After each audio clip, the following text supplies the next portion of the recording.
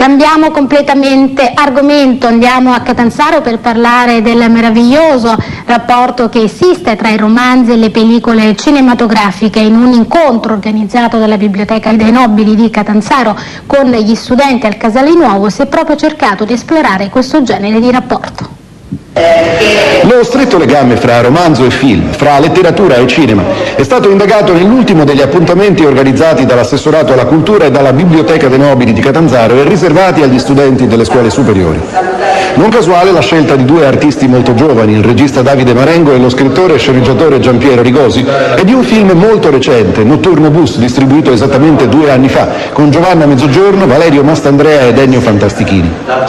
Il film è la storia di una ladra professionista, la Mezzogiorno, finita nei guai per via di un microchip conteso da gruppi malavitosi e inseguita da ex agenti segreti, che trova rifugio sull'autobus condotto da Mastandrea, che però non riesce ad aiutarla fino in fondo. Un must la scena dell'inseguimento tra 2 autobus, la prima di questo tipo in un film italiano, girata a Roma su Lungotevere, che infatti è stata proiettata prima dell'inizio del dibattito. Giampiero Rigosi, bolognese, ha raggiunto il successo col suo primo romanzo, Dove finisce il sentiero, del 95. Ha lavorato anche in televisione, alla sceneggiatura di Distretto di Polizia e pure come conduttore di Milonga Station. Davide Marengo, napoletano, ha diretto backstage di film, cortometraggi, videoclip musicali e spot, oltre che film per il cinema e la TV.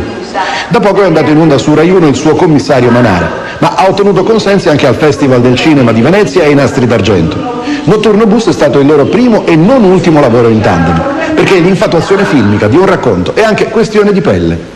È il cinema che deve di più agli scrittori o il contrario, insomma, una questione ancora non risolta? Appunto non è risolta e non è risolvibile, sono 2 realtà diverse che però si incontrano in una forma nuova. Io credo che il cinema si nutra di idee, ovviamente, quindi è sempre alla ricerca, come mostrano i fatti, di idee che prende anche dai romanzi.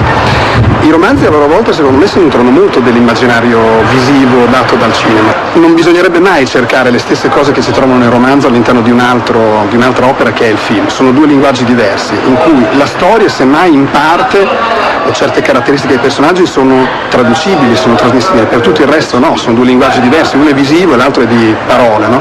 Quindi questo sapore a volte io l'ho avuto paradossalmente anche al contrario, vedendo prima un film e poi andando a leggermi un libro.